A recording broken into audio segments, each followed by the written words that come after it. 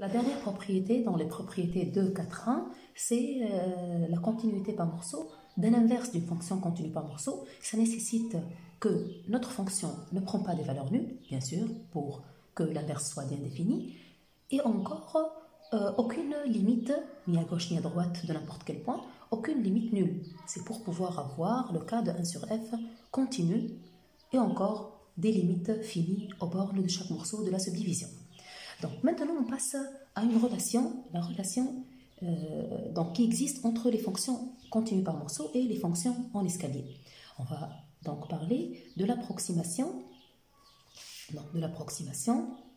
des fonctions continues par morceau par des fonctions en escalier.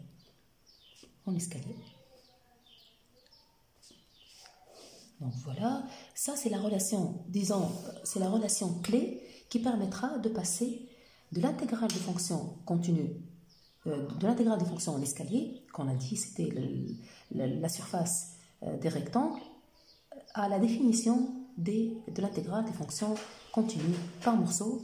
C'est le but donc de ce paragraphe, c'est de bien définir cette intégrale, c'est de pouvoir définir cette intégrale.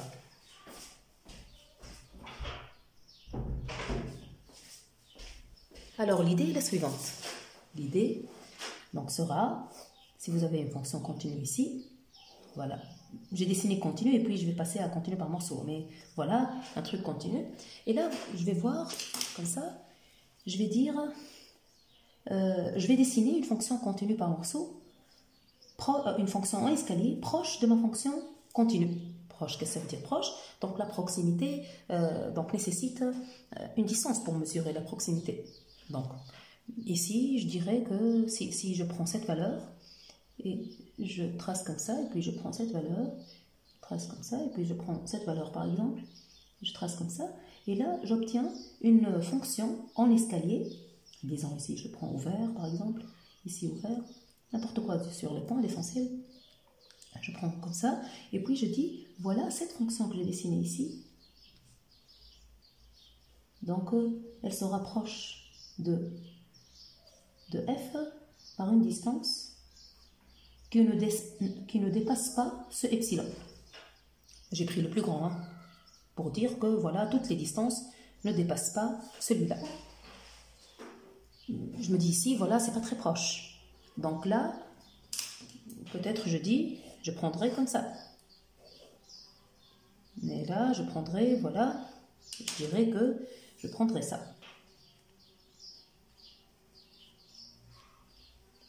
Voilà, et je dirais que si je prends ça, ce morceau-là, avec ce morceau-là, avec cette valeur-là, avec cette valeur-là, avec cette valeur-là, avec celle-là, et là j'ai dessiné une fonction d'escalier qui est proche de la fonction f par une distance qui ne dépasse pas, donc voilà les distances qui séparent ma fonction et la fonction en escalier, que ne dépasse pas ce epsilon-là.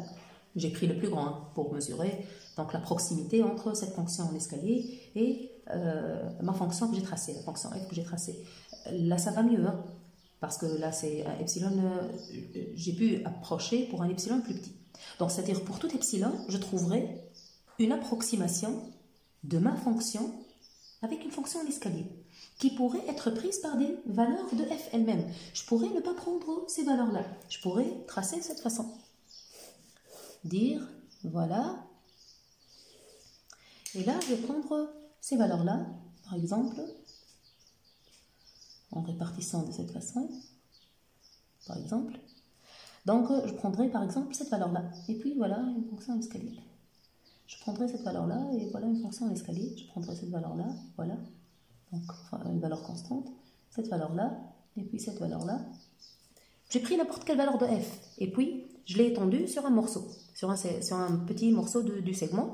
Et là, voilà, j'obtiens une fonction en escalier, proche maintenant de f par une distance, disons, je chercherai la distance la plus longue distance, disons, qui ne dépasse pas ce epsilon-là, disons.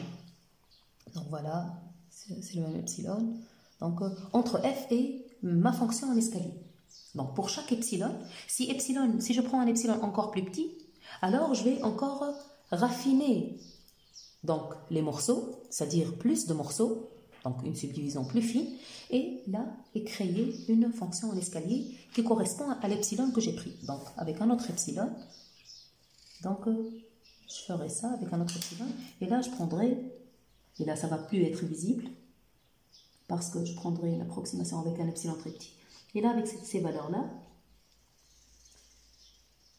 et je continue comme ça cette procédure. Et là j'obtiens une fonction en escalier très proche avec un epsilon très petit, très proche de f. Et là, avec une subdivision très fine, peut-être elle contiendra, je ne sais pas, 50 points, ou je ne sais pas. Donc voilà, plus je vais répartir mon segment et prendre des valeurs et les étendre comme ça, plus je vais obtenir une approximation avec des epsilon encore plus petits.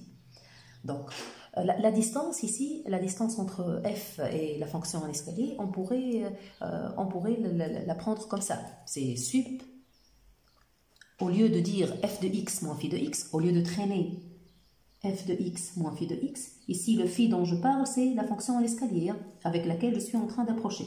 Donc ici, je suis en train d'expliquer l'idée de l'approximation. Donc phi, c'est la fonction à l'escalier. Donc phi, c'est la fonction à l'escalier, avec laquelle je vais approcher une fonction f. Une fonction f, ici, je l'ai dessinée continue, puis je vais passer à continue par morceau. Mais je le comprends sur un morceau continu, au moins au début. Donc, au lieu de traîner à chaque fois f de x moins f de x pour des x qui varient, je prendrai le sup des f moins phi. Et là, je voudrais, comme ici, vous l'avez vu, j'ai pris le sup. Et là, le sup ça sera le sup sur AB de f moins phi. Donc, je chercherai à que le sup soit inférieur à epsilon. Ce sup-là, c'est comme une notation. On le note f moins phi, comme ça, indice infini. C'est une notation, hein. En général, sup d'une fonction, lorsque la fonction est bornée, sup d'une fonction, on le note, c'est une notation. On le note comme ça. On l'appelle norme infinie. On l'appelle comme ça, vous allez la voir en détail en deuxième année. Juste ici, on va juste utiliser la notation. La notation ici, elle me paraît plus légère que la notation sup sur AB de f moins phi. Donc là, je mets simplement une notation comme ça. Mais ça, c'est une simple notation, c'est pour désigner le sup, c'est pas autre chose. Donc si une notation telle que celle-là dérange, on pourrait juste utiliser cette écriture. C'est finalement le sup. Mais l'idée d'utiliser le sup, c'est au lieu de traîner f de x moins phi de x comme si pour chaque point, comme vous l'avez vu, j'ai pris pour le sup. C'est-à-dire le sup de toutes les différences ne doit pas dépasser epsilon. Le sup de toutes les différences ne doit pas dépasser epsilon, comme vous l'avez vu ici, pour réussir mon approximation. C'est ce qu'on appelle l'approximation. Donc le théorème 2.5.1, celui qui parle de l'approximation, il dit quoi? Il dit, donc, il existe une suite de fonctions phi n en escalier, c'est-à-dire dans l'ensemble E, A, B de K, l'ensemble des fonctions en escalier, telles que la limite des sup de f moins phi n, la limite des sup de la norme infinie de f moins phi n, c'est-à-dire la limite des sup de f moins phi n, est égale à 0. Autrement dit, avec des epsilon comme on l'a dessiné ici, quel que soit epsilon, bien sûr pour f continu par morceau déjà fixé, quel que soit epsilon, on trouvera une fonction phi epsilon, c'est-à-dire on trouvera une fonction pour ce epsilon-là en escalier, tel que le sup des distances qui séparent f et phi, voilà phi, ça sera ça la fonction phi. Donc pour ce epsilon-là, voilà cette fonction phi. Donc quel que soit epsilon, on trouvera une phi comme ça, telle que la norme infinie de f moins phi sera tout simplement inférieure à epsilon. Qu'on le voit avec les suites ou qu'on le voit avec les epsilons, c'est la même chose. Donc finalement, ça revient au même. Si je l'écris avec les epsilons, ça veut dire comme si je vais créer une suite. Vous le savez, si je dis quel que soit epsilon, il existe phi epsilon, je prendrai epsilon égale 1 sur n et je trouverai une suite phi n. Donc finalement, c'est la même chose. Hein. C'est pour ça, donc c'est écrit dans le théorème, les deux versions du théorème sont équivalentes. Donc, on va maintenant le prouver. C'est-à-dire le prouver, on l'a prouvé déjà ici, mais on va juste l'écrire. Donc, on commence par l'écrire, comme on l'a dessiné ici, on commence par l'écrire pour une fonction continue. Donc, pour une fonction continue, je commence à écrire comment je vais répartir la subdivision. Donc, comment je vais répartir? Donc, je vais créer une subdivision avec laquelle il y aura, avec ces valeurs que je vais étendre ici, il y aura une distance inférieure à epsilon. Donc, c'est ce qui est écrit dans cette démonstration. Bon, une telle démonstration, peut-être on peut la considérer comme la démonstration, entre guillemets, la plus technique ou la plus difficile, disons, de ce chapitre. Mais finalement, c'est pas grand-chose dès que on comprend l'idée. Dès qu'on comprend l'idée, on pourrait comprendre après l'écriture de cette idée. Donc finalement, ça revient à faire quoi? Donc ça revient à bien... On écrit alors ce qu'on a expliqué. Donc voilà, donc le théorème dans le théorème de 5.1, ce qu'on vient d'expliquer maintenant, c'est la formulation de l'approximation d'une fonction continue par morceau par une fonction en escalier, ou par des fonctions en escalier. C'est-à-dire que donc on trouve pour chaque fonction, ce que le théorème dit, que pour chaque fonction continue par morceau sur un segment AB, on trouve une suite de fonctions en escalier sur le segment AB, telle que la limite de, la limite de la norme uniforme de f moins phi n, de la norme infinie de f moins phi n, est égale à 0. C'est-à-dire que la limite des sup, des distances qui séparent f et phi, tendent vers 0. Ce qu'on peut traduire, comme on vient de le dire, que pour chaque epsilon, pour f bien sûr bien fixé continu par morceau, pour chaque epsilon, on trouve une fonction phi epsilon en escalier telle que la distance entre f et phi en valeur sup, c'est-à-dire ne dépasse pas, en gros, ne dépasse pas epsilon. Donc on va le prouver. Donc pour la preuve, on va procéder par étapes. Donc comme on vient de l'expliquer, notre première étape sera pour une fonction continue. Et on va faire comme on l'a bien expliqué. On va essayer donc de réaliser ce qu'on a expliqué ici, c'est-à-dire de prendre par exemple ces milieux-là, c'est un exemple, c'est-à-dire une valeur dans chaque morceau. C'est-à-dire on va chercher les morceaux en fait. On va diviser AB de sorte, lorsqu'on a une fonction continue, on va essayer de diviser AB de sorte que donc sur chaque morceau, je prendrai une valeur, et cette valeur-là, finalement, ça sera une valeur de f, qu'on va étendre sur chaque morceau, et dès que donc un point se trouve dans ce morceau, la distance entre f et cette valeur-là, c'est-à-dire la valeur de phi, qu'on va prendre à partir de f, ne dépasse pas epsilon. C'est-à-dire, dès que on va répartir notre AB en des morceaux, c'est-à-dire on prendra une subdivision sigma, on va créer une subdivision, c'est-à-dire on va la construire, donc finalement on va chercher une subdivision régulière, puisqu'on va la construire, donc on cherchera une qui est la plus simple, finalement je cherche une des plus simples, ça sera une régulière, donc qui est en écriture, la régulière elle est plus simple que toutes les autres types de subdivisions. Donc on cherchera donc une subdivision régulière, donc AK s'écrira A plus K fois B moins A sur N. On ne connaît pas jusque-là le N, donc c'est le N qu'on cherche finalement. Pour quel N? Pour quel N? Donc, qui réalisera finalement, pour un epsilon fixé, qui réalisera que dès que X appartient à un morceau, disons un morceau ouvert, parce que dans les points, on va voir, mais dès que X est dans un morceau, on va trouver que f de X moins phi de X est inférieur à epsilon. Mais on a dit, quel phi de X on va chercher? On va chercher un phi de X qui est constant sur AK plus 1, mais qui sera finalement un f d'une valeur. Un f d'une valeur. Donc finalement, on cherchera à mesurer une distance entre les images. Ça rappelle l'uniforme continuité. L'uniforme continuité qui dit que pour ce epsilon-là, il existe un alpha tel que x moins y inférieur à alpha implique que f de x moins f de y est inférieur à epsilon. Mais elle va venir comment donc l'uniforme continuité? On sait donc, comme c'est écrit devant vous dans la première étape, f est considéré comme continu. F est considéré comme continu sur AB. Donc finalement, ça sera quoi? Quel théorème on utilisera? On utilisera finalement le théorème de Hay pour donner l'uniforme continuité et pour arriver à une estimation sur la distance entre les deux images. Donc le théorème de Hay, il donne f est continu sur le segment AB. Ça, c'est à partir du théorème de Hay. Ça donne immédiatement que f est continu uniformément sur AB. Génial, donc on sait qu'il existe alpha tel que qui vérifie tout ça. Donc, puisqu'il existe alpha qui vérifie tout ça, mais nous on n'a pas besoin de faire bouger un y. Donc, on a besoin que, quel que soit x dans un morceau, on a f de x moins phi de x qu'on va prendre, comme on a dit, f de quelque chose, f d'un point. Ici, on a bien proposé f du milieu, par exemple. On l'a proposé, on a dit, on pourra prendre f du milieu. Donc finalement, on va dire quoi? On va dire, s'il existe, c'est pas un alpha, le alpha il existe, mais s'il existe n tel que b moins a sur n est inférieur à alpha, on aura quoi? On aura x moins le point que je vais chercher, mais qui existe les deux dans le morceau AK plus 1. Ils seront inférieurs, donc si on est dans ce morceau, ils seront inférieurs à b moins a sur n, si deux points sont dans ce morceau, et finalement, ça sera inférieur à alpha. S'il existe n comme ça. Mais un n comme ça, il existe bien du moment où ça c'est équivalent, donc c'est le n qu'on cherche, tout ce monde-là sont fixés, c'est le n qu'on cherche, donc c'est équivalent à dire que n est supérieur à b moins a sur alpha. Donc le n qu'on peut prendre, ça sera donc tout simplement partie entière de ce réel-là plus 1.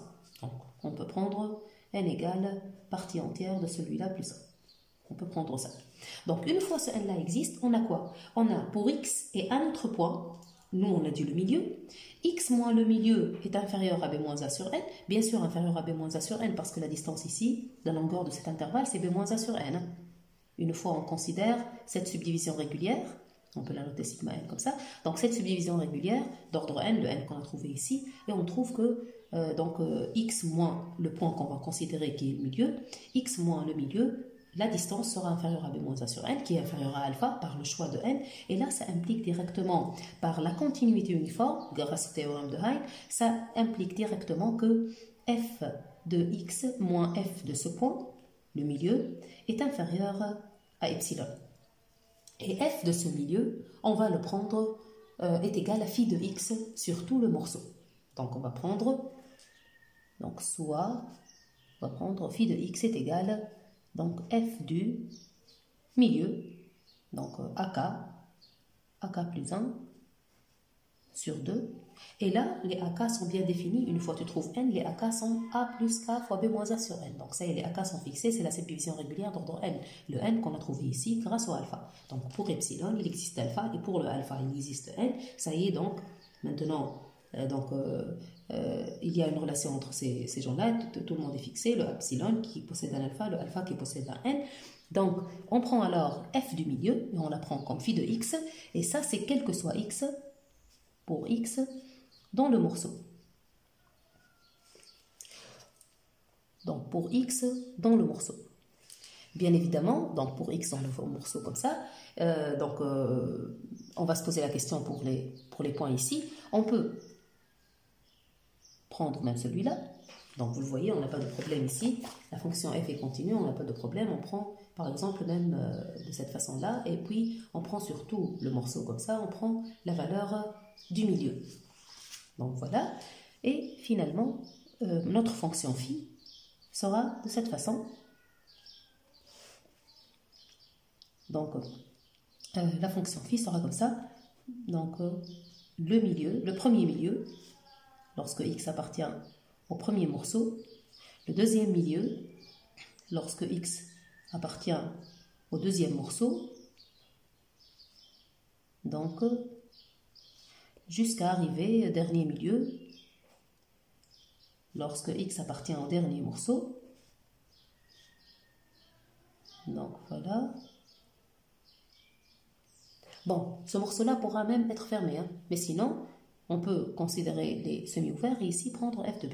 Ici, f de b est pris pour avoir f de b, c'est-à-dire f de b moins phi de b, mais phi de b c'est égal à f de b égale 0. Donc, ça ne dérange pas l'inégalité inférieure à epsilon.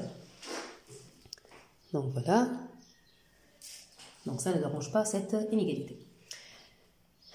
Donc, on obtient alors, toujours en A, on obtient quel que soit x appartenant à chaque morceau. Donc, tous les f de x moins phi de x, tous les f de x moins phi de x, ça c'est phi de x finalement, hein, f du milieu. Tous les f de x moins phi de x sera inférieur à epsilon. Donc, même le sup, donc tous les f de x moins phi de x seront inférieurs à epsilon. Et même pour b,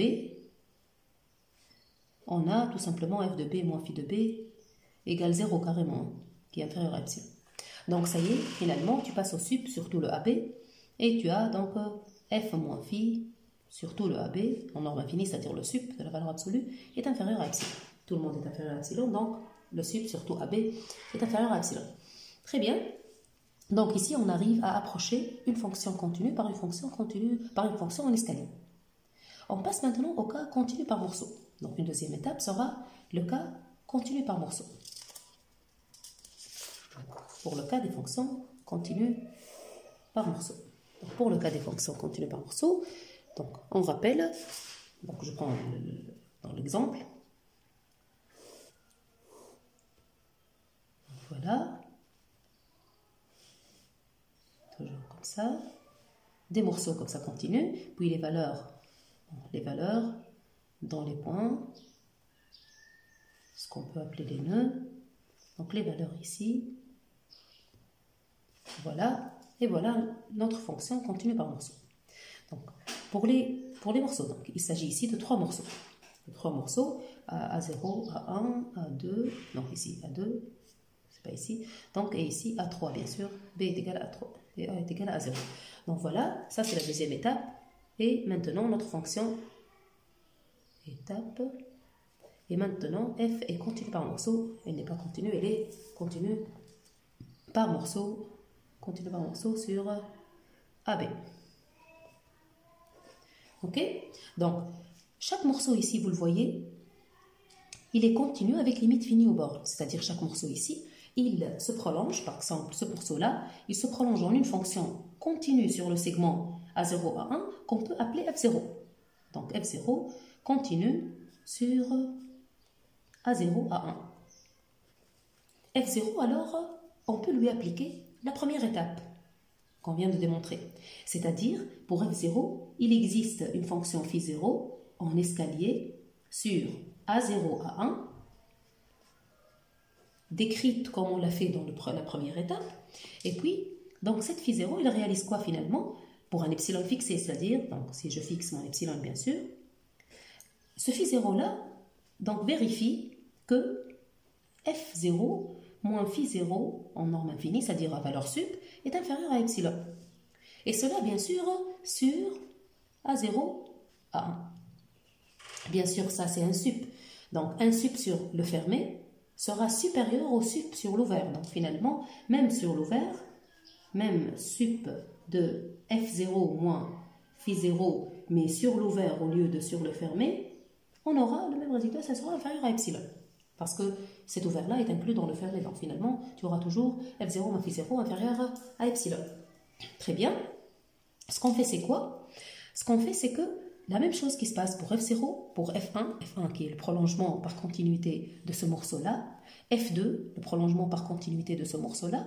Donc, F1 possède une fonction phi1, F2 possède une fonction phi2, F0 possède une fonction phi0, et finalement, on arrivera à construire une fonction en escalier en regroupant ces morceaux-là, en disant que pour le morceau A0, A1, la fonction que je prendrai, la fonction en escalier que je prendrai, ça sera phi0 de x.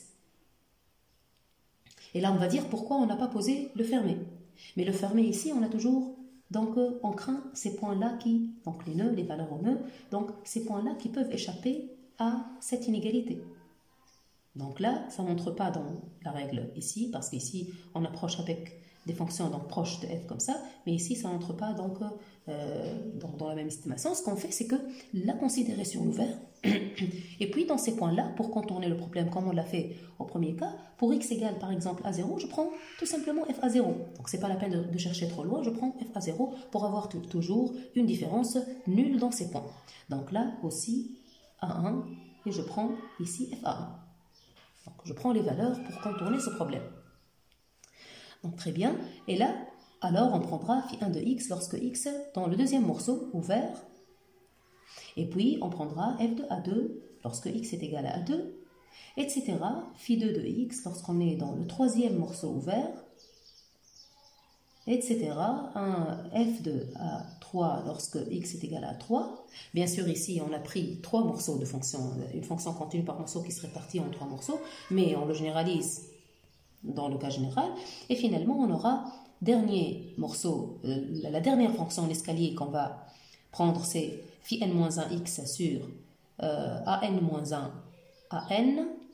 Et puis finalement, dernier point, ça sera FAN, c'est B, hein, le AN c'est B. Lorsque x égale à AN. Voilà, AN qui est égal à B. Hein. Donc voilà. Et comme ça, on obtient une fonction en escalier. En escalier, donc parce que tout ce monde-là sont en escalier, c'est-à-dire ce sont des fonctions constantes sur des morceaux. Et puis, dans les points, elle prend ces points-là, les points pris par f. Donc finalement, sur chaque morceau ici, notre fonction phi, elle vérifie ça. Elle vérifie f moins phi, selon ce qu'on a écrit ici. Elle vérifie toujours que la valeur est inférieure à epsilon. Et même dans les points, la différence est égale à 0 carrément. Donc c'est inférieur à epsilon. Donc en gros, en réunissant tout ça, donc toute la différence sera toujours inférieure à epsilon, quel que soit x, d'où le passage au sup, quel que soit x, donc ça sera inférieur à epsilon. Donc, et comme ça, on réussit à approcher une fonction continue par morceau par donc, des fonctions en escalier. Donc, comment transformer ça en une suite de fonctions en escalier, comme le dit le théorème, mais ça, on l'a fait. Donc, lorsque tu as quel que soit epsilon, il existe phi epsilon en escalier. Et là, tu vas obtenir, comme d'habitude, tel que f moins phi epsilon inférieur à epsilon. Et là, on prend en particulier pour epsilon égale à 1 sur n. C'est la même technique, on l'utilise toujours. Donc, et pour tout n, dans n étoiles, si tu veux. Mais sinon, si tu veux dans n, tu prends 1 sur n plus 1. C'est la même chose. Donc, et puis, tu vas dire, il existe alors phi n. Et là, on va générer alors une suite. Il existe phi n en escalier, tel que f moins phi n, la norme infinie, elle est inférieure à 1 sur n. Mais c'est le passage à la limite qui donne finalement que limite, lorsque n tend vers plus l'infini, de f moins phi n en norme infinie va être égal à 0 la limite. Et voilà, donc ce qui explique qu'on pourrait le faire avec des epsilon ou avec une suite, et finalement c'est la même chose. Bien sûr, l'autre sens, c'est équivalent, l'autre sens, on le fait par la définition de la limite. Hein. Pour tout epsilon, il existe un certain rang tel que c'est vrai, et puis on trouve alors un phi epsilon. Donc voilà, et donc cette technique, on l'a beaucoup utilisée, donc, et comme ça on réussit à établir cette relation entre les fonctions continues par morceau et les fonctions en escalier, une étape très importante pour après aller à la définition de l'intégrale, passer à l'intégrale d'une fonction continue par morceau à l'aide des intégrales des fonctions en escalier. Et bien sûr, on ne cache pas de secret, ça sera une limite de la surface des rectangles, bien sûr. Donc voilà.